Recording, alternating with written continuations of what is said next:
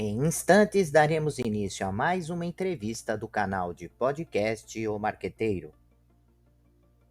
Você pode acompanhar também esta entrevista pelas principais plataformas de podcast. Seja bem-vindo, seja bem-vinda. Você está no canal de podcast O Marqueteiro.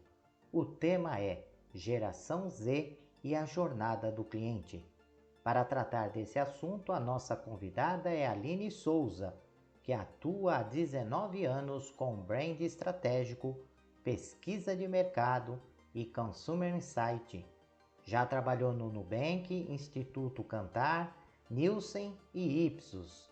Professora de pós-graduação nos cursos de branding e pesquisa de mercado, na ESPM.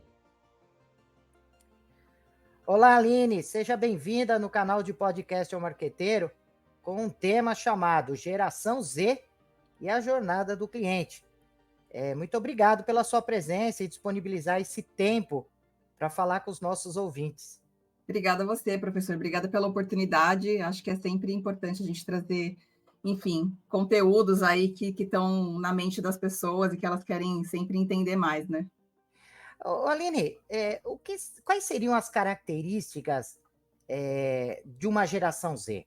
E como é que as pessoas, né, chega a um conceito de ser geração X, Y, Z? Como é que eles determinam? É algum tipo de pesquisa, algum tipo de estudo? Como é que se chega a determinar uma característica?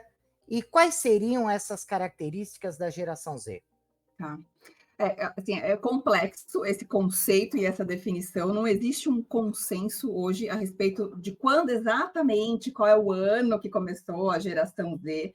Diferente de antigamente, né, quando a gente tinha ali os baby boomers, que tinha ali um marco de tempo que, né, enfim, era o período de guerra e tal. Então, a gente está falando de um conceito que ele é um pouco mais fluido em relação a um marco de tempo. Mas eu gosto muito da definição que traz que a geração Z ela começa quando as pessoas nascem já em um mundo conectado. Então, eu acho que quando a gente fala que são os nativos digitais, é a melhor definição que a gente tem hoje. São as pessoas que nasceram em um mundo amplamente conectado, né? Na época em que eu nasci, por exemplo, a internet surgiu, né, quando eu era adolescente, né? Começou a ser massificada quando eu era adolescente. Então, era um outro momento. Já a geração Z, não, eles nascem em um mundo onde já tem uma conexão massiva, né? Nos domicílios, nas casas das pessoas, né? Onde eles já vão para casa pequenininhos, hoje já com outro tipo de geração, mas naquele momento com a internet dentro de casa. Então, são os nativos digitais. Nasceram no período em que a internet já era massificada. Eu acho que é a melhor definição que a gente tem.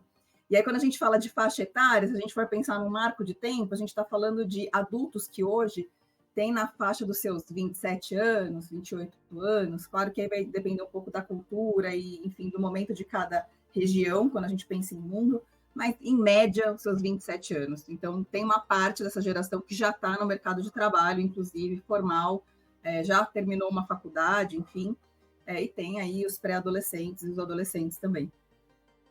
E essa característica, né, fundamental da geração Z acaba auxiliando os gestores de marketing em várias formas, desde a composição do produto, do desenvolvimento de um produto, de uma embalagem, de uma Sim. atividade de comunicação, principalmente, né? Mas Exato. também na definição das características da forma de comercialização, do ponto de venda.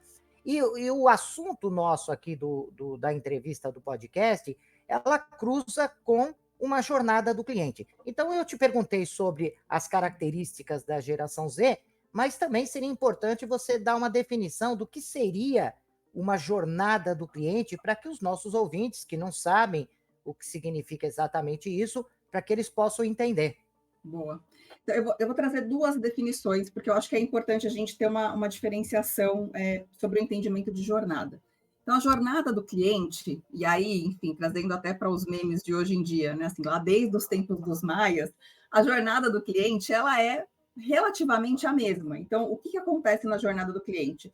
É uma empresa, uma marca, ela coloca o seu produto ali à disposição, ela faz com que as pessoas entendam que aquele produto, aquele serviço está disponível, ela gera um conhecimento, ela tem que trabalhar para gerar um interesse de experimentação, de compra, as pessoas começam a comprar ou a experienciar o produto ou serviço, e aí entra na fase de recompra e de recomendação. Então, a jornada do cliente é um momento onde o produto ou o serviço ele começa a ficar disponível, né? Então, as pessoas começam a ter conhecimento, vai para a parte da, enfim, consideração, experimentação, compra, recompra, recomendação. Essa é uma jornada básica do cliente. O que muda muito ao longo das gerações, e a gente vê que evolutivamente, constantemente tem sido atualizado, é a maneira como as marcas precisam chegar nesses consumidores novos e de cada geração, e a maneira como a qual as pessoas percorrem essa jornada. Porque antigamente era uma jornada muito linear e muito certinha, né? Até os planos de marketing, enfim, os planos de comunicação eram muito formatadinhos, porque existia uma jornada mais linear. E há alguns anos, alguns bons anos, essa jornada já não é mais linear. E isso não veio com a geração Z. Isso se potencializou muito até mesmo com os millennials. O que acontece com a geração Z é que a velocidade da disrupção dessa jornada e das maneiras como essa jornada se torna mais ou menos eficiente, elas mudam muito rápido, né? Então, antigamente a gente falava do processo. Hoje até de manhã eu estava falando sobre uma palestra e a gente estava falando sobre a era digital. E eu estava falando, falei, gente, era digital é um termo muito antigo. Não é mais era digital, é disrupção digital, porque a gente já passou dessa fase da era digital, né? A gente está vivenciando uma geração que começa a estar na frente do mercado de trabalho, são economicamente ativos, tem parte do dinheiro global rodando nas mãos para consumir, inclusive adolescentes e pré-adolescentes. E a gente está passando por um processo de disrupção digital. Então, a jornada do cliente ela se torna muito mais complexa e desafiadora, não porque os pontos mudam, mas a forma como a gente acessa esses pontos e como as marcas precisam trabalhar esses pontos mudam muito também, né? E a gente está falando de uma geração que, sim, a gente começa a ter muito mais pontos de contato com elas, mas para as marcas, para as empresas, se tornou muito desafiador entender por onde acessar essa geração, de uma forma que faça sentido para eles, e não mais para a marca e para o negócio, né? Então, acho que essa virada de chave tem se tornado muito desafiadora, né? Então, Sim. acho que tem... Diga. Não, e eu ia perguntar que antigamente nós começamos, e não é bem antigamente, ainda se fala muito, além da jornada do cliente, se fala de um processo de decisão de compra. Exato. E se você chegar nas áreas de vendas, eles falam de um funil de vendas. Exato. Né? Existem diferenças entre funil de vendas, jornada do cliente, processo de decisão de compra, ou, na verdade, nós estamos falando de termos diferentes, mas que tratam do mesmo assunto? Eu acho que a gente, hoje, olhando para o mercado como ele está hoje desenhado, e aqui partindo do meu ponto de vista, existem dois funis, então existe o funil de marca, existe o funil de vendas, que muitas vezes são trabalhados de formas separadas, mas que deveriam ser trabalhados de forma integrada, né? Então, existe, sim, um processo de funil, que é justamente esse processo onde você sai do conhecimento, parte para a consideração, vem para a experiência, vai para a fidelização, né, ou para a recompra, enfim, parte para a recomendação. Mas eu acho que o que vem mudando nos últimos anos, e que o que muitas vezes engasga esse processo nas empresas, é como sair dessa mentalidade de que a hora que você entra nesse funilzinho de conhecimento, você já vai sair para a consideração, e da consideração já vai para a compra, porque justamente não tem essa linearidade tão certinha, né? Muitas vezes as pessoas entram num processo, né, ali do funil, no momento de recomendação, geração Z principalmente, onde a recomendação é algo latente para eles, né? É algo que é quase que a norma diretiva do mercado. Tem que ter a recomendação ou de alguém muito próximo, ou de um influenciador que eu sigo e que eu acredito, né? Ou de influencers, né? De um mercado de influência que funciona hoje também muito bem para essa geração. Então, o funil, quando a gente pensa aí no funil, o que muda? O que eu acho que é o mais importante que tem mudado ao longo do tempo, pensando principalmente na geração Z, é uma partezinha antes do funil, que entra antes da parte da consideração de compra, que é o posicionamento da marca. Né? Então, qual é o posicionamento? Então, a geração Z, antes de pensar se vai considerar ou não aquela marca, ela precisa saber se aquela história da marca tem afinidade com ela. Qual é o seu posicionamento? Qual é o seu propósito de marca? Né? E não falo aqui somente de um propósito vazio, que muitas vezes também tem se trabalhado no mercado, né? A propósito é uma palavra que está entrando em alta, então todo mundo está falando em propósito de marca, mas é da legitimidade da marca. Claro que essa geração ela tem uma consciência muito grande de que as empresas têm que dar lucro, as empresas elas trabalham para dar lucro, existe essa consciência amplamente massificada para a geração Z. Mas e o além de dar lucro? O que mais você faz? Qual é o problema que você está tentando resolver com o seu serviço, para a comunidade onde você, enfim, se envolve, para as pessoas que você atende? Será que isso tem a ver comigo ou não? Será que essa história de marca se alinha com a minha história de vida, com o que eu quero construir para a minha vida? E aí a gente parte para o próximo nível do funil, que é, bom, com base nisso, será que eu vou considerar essa marca? Será que essa é uma marca que me engaja ou não? E aí, com base nisso, a gente vai para os próximos níveis. Então, acho que esse primeiro nível, que é um nível que, quando a gente pensa no funil de vendas mais tradicional, que é conhecimento, consideração e compra, talvez não seja tão considerado ou não estivesse sendo tão considerado até alguns anos atrás. E as empresas, as marcas têm se preocupado cada vez mais em entender como, enfim, aderir esse nível também no seu funil de uma forma eficiente e verdadeira, né? Porque a autenticidade também é uma característica importante para a geração Z. Eu vejo, né, Aline, que o grande desafio, né, dessa relação de geração Z com jornada do cliente, ela acontece primeiro porque hoje nós temos várias possibilidades de contato, né? Os Exato. pontos de contato com o mercado, eles são variáveis. Você tem um WhatsApp, você tem um Facebook, você tem um LinkedIn, você tem um call center, você tem um e-mail, Exato. você tem o ponto de venda físico, você tem uma infinidade aí de possibilidades de contato. E a grande característica dessa geração, no meu modo de ver, é que eles também não são lineares no começo, meio e fim dessa jornada. Ou seja, eles não começam muitas vezes pelo WhatsApp e terminam pelo WhatsApp. Ou seja, eles às vezes entram num site e mandam um chat lá para o pessoal de atendimento, mas daqui a pouco mandam uma mensagem pelo WhatsApp e o relacionamento tem que continuar lá. Não é Exato. começar de novo e falar assim, o que o senhor deseja mesmo? Não. O senhor estava até aqui no relacionamento. Vamos dar continuidade? Vamos continuar da onde nós paramos? Se você já sabe da sua necessidade, nós já identificamos a sua necessidade, agora é o momento de apresentar os nossos diferenciais. Então, vamos dar continuidade nisso. Não importa o ponto de contato que naquele momento ele escolheu para dar continuidade.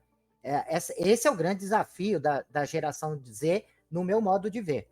Total, total, professor. A gente está falando de uma geração impaciente, né? De uma geração autodidata, que tem informações disponíveis ali o tempo inteiro para eles e que, obviamente, isso contribui para uma impaciência, né? Diferente das nossas gerações que ainda têm algumas peculiaridades em relação a esse tipo de atendimento. Então, a importância dessa evolução, inclusive do CRM, dos sistemas de atendimento integrados, e que também a gente vem passando por uma revolução de mercado em relação a isso, é imprescindível, porque o que eles buscam, né? Se para as gerações anteriores a simplicidade foi um fator que se tornou cada vez mais crescente, né? Se a gente está falando de mercados mais complexos, eu posso comprar pelo WhatsApp, posso comprar pelo Instagram, posso comprar pelo site, posso comprar pelo app. A gente está falando de uma complexidade de plataformas, porque existe uma infinidade hoje de possibilidades, mas frente a isso, eu preciso de simplicidade de caminhos também, né? Então, a simplicidade no atendimento, para que essa jornada ela seja cada vez mais fluida, que eu acho que é uma palavra que representa muito o que essa geração procura, né? Fluidez, né? Fluidez, inclusive para continuar se movimentando e se modificando. É super importante. Então, não dá para você começar um atendimento pelo WhatsApp e aí você chegar no Instagram e a conversa começar do zero de novo. Ou você está no e-mail e você recebeu um contato inicial no e-mail, sendo que você está 2 dias aguardando uma resposta por algum outro formato, alguma outra plataforma.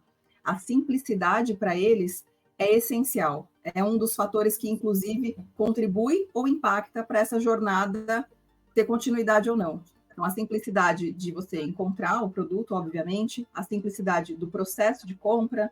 Então, se a gente está falando de um app, por exemplo, quantos toques eu vou ter que dar para chegar no checkout, quantos cliques eu vou ter que fazer para poder concluir a minha compra, a simplicidade, a facilidade de receber um produto, e inclusive de cancelar uma compra e de devolver um produto, que é algo que para essa geração também é muito importante, porque contribui para um fator de confiança, uma relação de confiança, né? Onde se eu não estiver satisfeito, eu posso devolver a minha compra, porque essa marca se preocupa em como eu penso, em como eu estou me sentindo, o quanto eu estou satisfeito ou não. Então, acho que isso também é um ponto importante.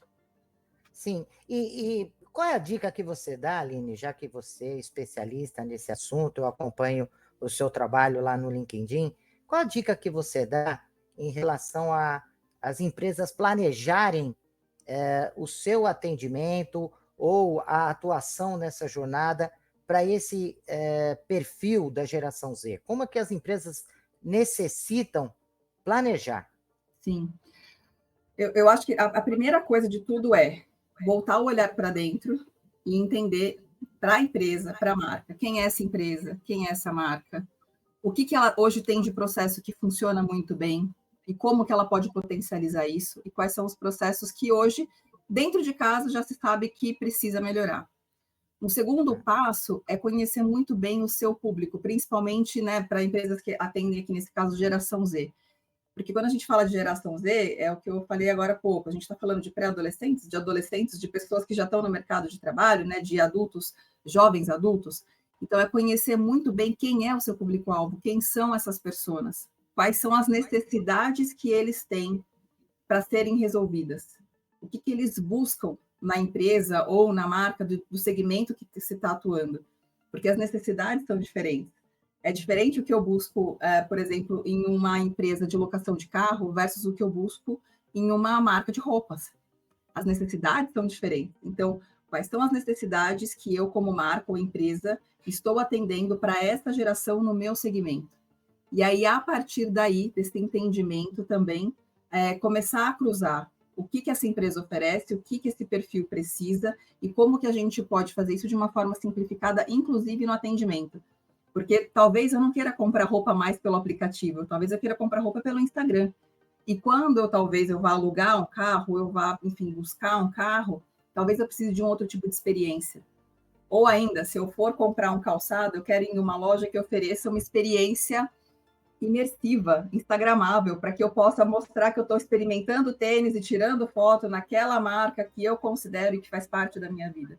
Então, quais são as necessidades em cada um desses segmentos para este perfil, né, o segmento que você atua, para que esse canal de atendimento, e eu acho que além do atendimento, esse canal de relacionamento, ele comece e termine de uma forma que faça sentido, obviamente, para a empresa como negócio, mas que faça sentido também para aquela geração, para o perfil daquela geração entrar e se manter com aquela marca, sabe? E como uma empresa não atende apenas uma geração, isso torna fundamental que a empresa tenha processos flexíveis, precisa ter um trabalho muito forte de criação de personas, de avatares, para que a empresa toda saiba, né, como agir com aquele cliente naquela Sim. situação. Né? É necessário também ter líderes, né, capacitados, ou seja, precisa de processos organizacionais, precisa de tecnologia para poder identificar as características que, às vezes, ele é da geração Z, mas predominantemente pelo mundo que ele vive, pelos amigos que tem, ele não pertence àquela geração específica. Exato. Qual ele está desenhado, né?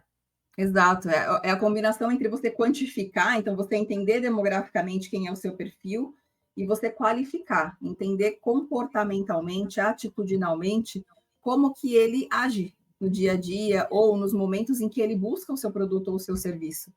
Né? Então, esse olhar para dentro faz super sentido de você ter líderes, de você ter tecnologia, esse olhar para fora, para você entender personas de uma forma correta.